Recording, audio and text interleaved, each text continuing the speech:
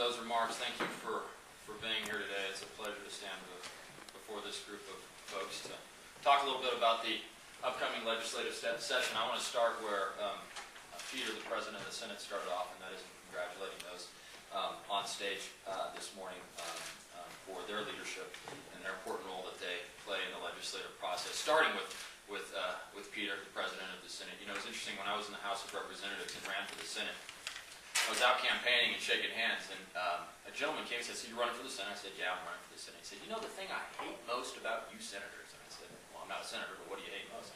He said, "When you're referring to the guy you're debating, who you clearly don't like, you always refer to him as my friend, Senator so-and-so." He said, "Would you not do that?"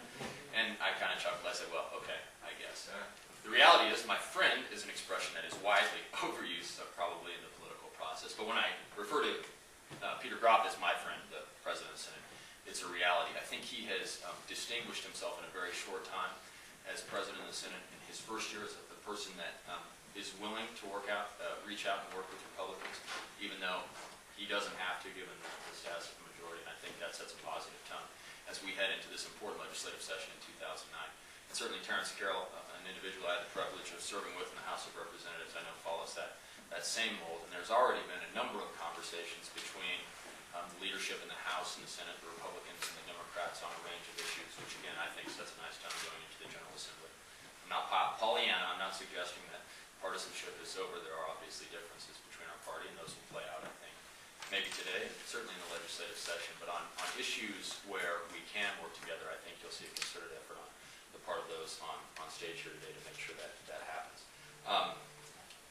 Peter talked about jobs, and I think you're going to see an arms race between those in the legislature to see who can mention the word jobs and lead on the jobs issue more aggressively. And you know what? That's a good thing, because if you talk to real people, to families, to individuals who own businesses, they are very, very concerned about the state of our economy, and for good reason.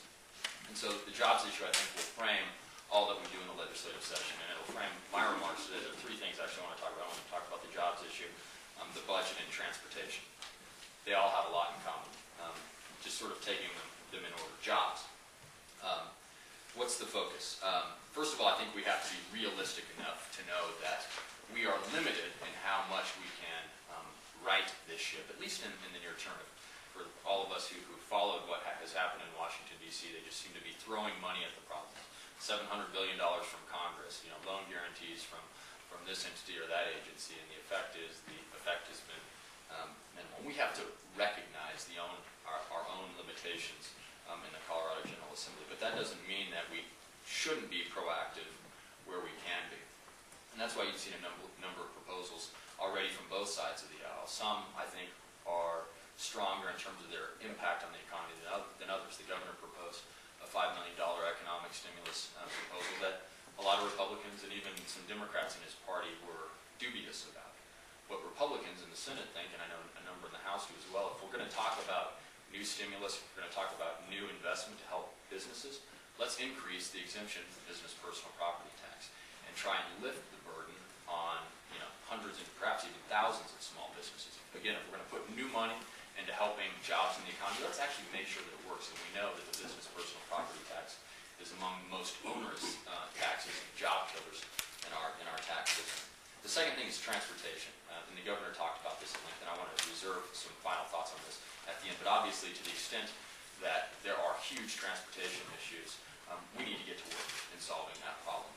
These roads and bridges, the 120 some odd bridges that the president referred to, they need to be fixed for their own sake, but obviously there's a secondary economic benefit that argues for a hurried approach to dealing with the transportation issue. More on that in a second. I think the second broad framework on this jobs issue is we need to make sure that government isn't making a bad situation worse. And we've seen in this interim a number of rulemakings and fees and other restrictions that I believe, and I suspect others do, are making the bad situation worse. And we can talk more about it in the question and answer period, but clearly from my perspective, the governor's oil and gas rules fit into this equation. And I think we had a question about it, I think the reality is there is a perfect storm confronting the energy sector in the state of Colorado. The credit market, the financial market, prices certainly are an issue. Transportation, the ability to get our gas to marketplaces, all those have had an effect. But what's clear is that the governor's rulemaking has made a bad situation dramatically worse.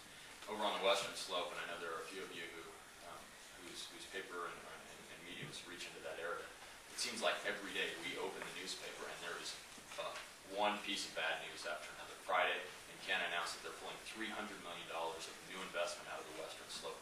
The rig count, which is really the best measure for new investment, is off by 50%. That's billions of dollars in new investment at a time our state can least afford it. And again, what's clear is these rules are making a bad situation worse. There are certain aspects of it that I think will win bipartisan support.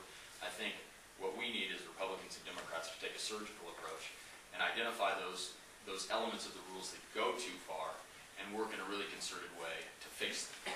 Because if these rules kill jobs, I think that the reality is the public, they won't look fondly on a capital full of politicians talking about jobs and us blessing a rule that in fact kills jobs at a time we can least afford it. I'm confident we can do that. I mean, if you look at the oil and gas issue, how it played out 2 years ago, Republicans and Democrats were able to come together and come up with a sensible approach, and I think that will happen as well.